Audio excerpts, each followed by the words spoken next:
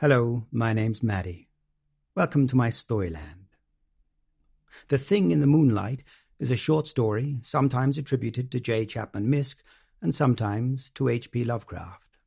Lovecraft wrote it in 1927, or Miske wrote it in 1941. Confused? Well, unsurprisingly, the truth lies somewhere in the middle. The story was indeed first published in 1941 in a periodical called Bizarre Magazine, and the author given is Miske.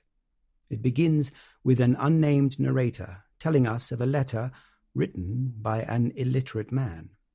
The man's name is Morgan, and the letter recounts a dream, but not Morgan's dream.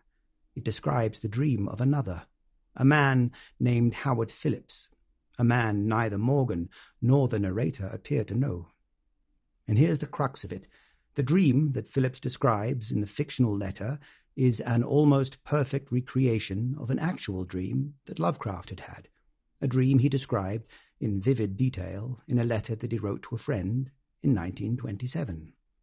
Everything else is entirely Miske's creation, Morgan and the narrator acting as Miske's framing device, and Phillips replacing Lovecraft as the dreamer. So they did indeed both write it. And it was written in 1927 and in 1941, just as it is fiction, and chillingly, not all at once. Amongst all this confusion, one thing is clear. Be glad you don't share Lovecraft's dreams. Or if you do, at least be glad when you wake up. Are you ready? Then let's begin. The Thing in the Moonlight by H.P. Lovecraft and Chapman Miske. Morgan is not a literary man. In fact, he cannot speak English with any degree of coherency. That is what makes me wonder about the words he wrote, though others have laughed. He was alone the evening it happened. Suddenly, an unconquerable urge to write came over him, and taking pen in hand, he wrote the following. My name is Howard Phillips.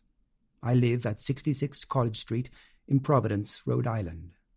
On November 24th, 1927, for I know not even what the year may be now, I fell asleep and dreamed, since when I have been unable to awaken. My dream began in a dank, reed-choked marsh that lay under a grey autumn sky, with a rugged cliff of lichen-crusted stone rising to the north. Impelled by some obscure quest, I ascended a rift or cleft in this beetling precipice, noting as I did so the black mouths of many fearsome burrows extending from both walls into the depths of the stony plateau. At several points, the passage was roofed over by the choking of the upper parts of the narrow fissure, these places being exceeding dark and forbidding the perception of such burrows as may have existed there. In one such dark space, I felt conscious of a singular accession of fright, as if some subtle and bodiless emanation from the abysses were engulfing my spirit, but the blackness was too great for me to perceive the source of my alarm. At length I emerged upon a tableland of moss-grown rock and scanty soil, lit by a faint moonlight which had replaced the expiring orb of day.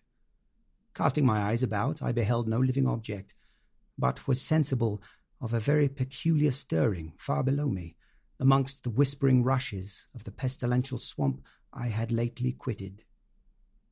After walking some distance, I encountered the rusty tracks of a street railway, and the worm-eaten poles which still held the limp and sagging trolley wire.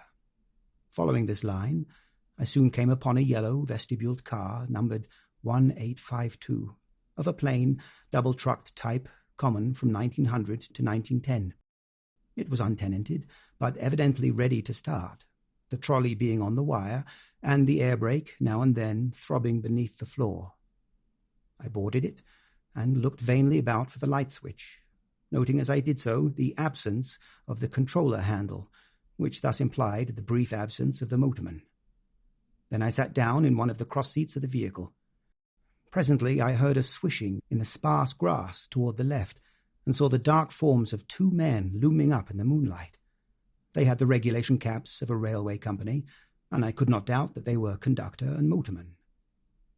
Then one of them sniffed with singular sharpness, and raised his face to howl to the moon. The other dropped on all fours to run toward the car. I leapt up at once and raced madly out of that car and across endless leagues of plateau till exhaustion forced me to stop. Doing this not because the conductor had dropped on all fours, but because the face of the motorman was a mere white cone tapering to one blood-red tentacle. I was aware that I only dreamed, but the very awareness was not pleasant. Since that fearful night, I have prayed only for awakening. It has not come.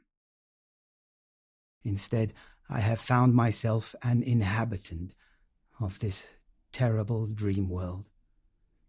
That first night gave way to dawn, and I wandered aimlessly over the lonely swamplands. When night came, I still wandered, hoping for awakening.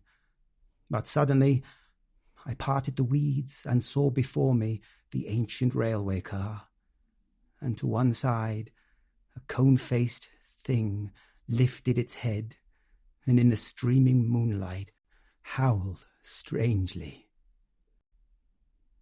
It has been the same each day. Night takes me always to that place of horror. I have tried not moving with the coming of nightfall, but I must walk in my slumber, for always I awaken with the thing of dread howling before me in the pale moonlight, and I turn and flee madly. God, when will I awaken?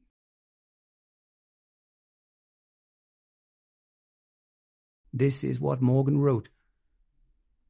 I would go to 66 College Street in Providence, but I fear for what I might find there. And with that, I bid you good night. I hope you enjoyed the story. Perhaps I'll see you again. I certainly hope so. Until then. Oh, and pleasant dreams.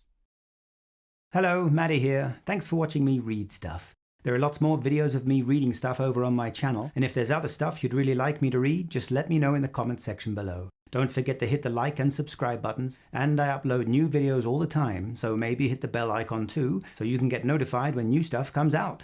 Thanks again for watching, and see you next time.